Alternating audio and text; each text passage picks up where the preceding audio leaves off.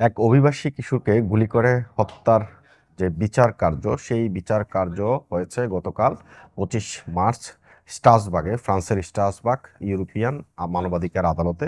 সেখানে উত্তাপ ছাড়িয়েছে। গ্রিসকে 80,000 ইউরো জরিমানা করা হয়েছে এই মৃত্যুর ঘটনাকে কেন্দ্র করে। কারণ গ্রিসের এক কোস্টগার্ড 2015 সালে ইরাকি ওই অভিবাসী কিশোরকে গুলি করে হত্যা করেছে। এই খবরটি জানিয়েছে ইনফোমাইগ্রেন্টস। 2015 সালে এজিয়ান সাগরের গ্রিক কোস্টগার্ডের গুলিতে ইরাকি কিশোর আমির মোকলাসের মৃত্যুর ঘটনায় গ্রিসের কড়া সমালোচনা ও নিন্দা করেছে ইউরোপীয় মানবাধিকার আদালত। একই সঙ্গে ক্ষতিপূরণ হিসেবে নিহত কিশোরের পরিবারকে 80,000 ইউরো পরিশোধের নির্দেশ দিয়েছে আদালতটি। মঙ্গলবার 25 মার্চ ফ্রান্সের স্ট্রাসবুর্গে অবস্থিত আদালতে এই রায় দিয়েছে। আদালত মনে করে অভিযুক্ত কোস্টগার্ড সদস্যরা এই অভিযান পরিচালনার সময় সর্বোচ্চ সতর্কতা অবলম্বনে ব্যর্থ হয়েছিলেন। এই ব্যর্থতার ফলেই প্রাণঘাতীর এই ঘটনা ঘটে।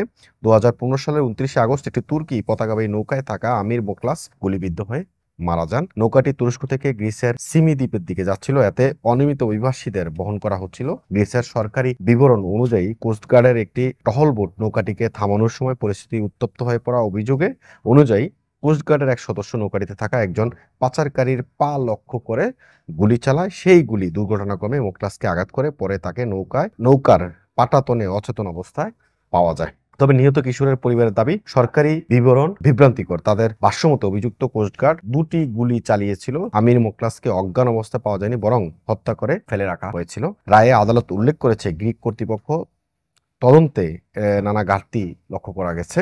এতে গুরুত্বপূর্ণ প্রমাণ হারিয়েও গেছে। পাশাপাশি তদন্তের কার্যকারিতাও প্রশ্নবিদ্ধ হয়ে পড়ে। ফলে আমির মোকলাসের মৃত্যুর সঠিক কারণ নির্ধারণ এবং দায়ীদের শাস্তির আওতায় আনা সম্ভব হয়নি। আদালত আরো জানিয়েছে, কোস্টগার্ড সদস্যরা নৌকার ইঞ্জিন বন্ধ করা ও কিপারদের আটকানোর পূর্বে বোঝার চেষ্টা করেনি যে নৌকায় আরো যাত্রী থাকতে পারে। এভাবে তারা ন্যূনতম জীবন সুরক্ষার নীতিও মানেনি। ঘটনার সময় নৌকাটিতে মোট 93 জন অভিবাসী ছিলেন। আদালতের ভাষায়, এত ভিড় থাকা একটি নৌকায় গুলি চালানো ছিল চরম ঝুঁকিপূর্ণ।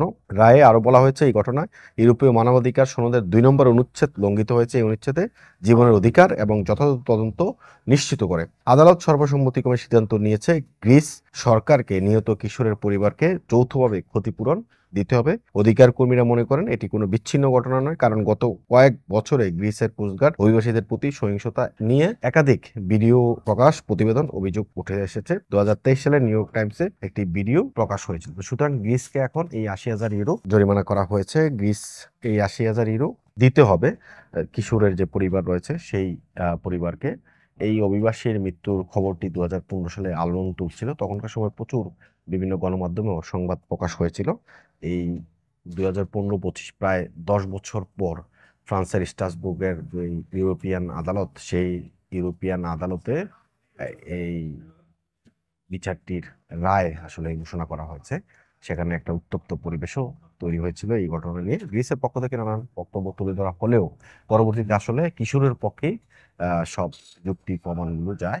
তো সুতরাং সেক্ষেত্রে এই যে ইরাকি পরিবার রয়েছে, এই পরিবারের অভিযোগ ভিত্তিতে আসলে এই রায়টি আসে এবং এই পরিবারকে 80,000 ইউরো দেওয়া। এমআইবি সংবাদ ও সংবাদ সংশ্লিষ্ট অনুষ্ঠান দেখতে ভিজিট করুন www.mibtelevision.tv ও facebook.com/mibtelevision.tv এবং সাবস্ক্রাইব করুন youtube.com/mibtelevision এ। এমআইবি টেলিভিশন, সত্য খবর, সঠিক খবর।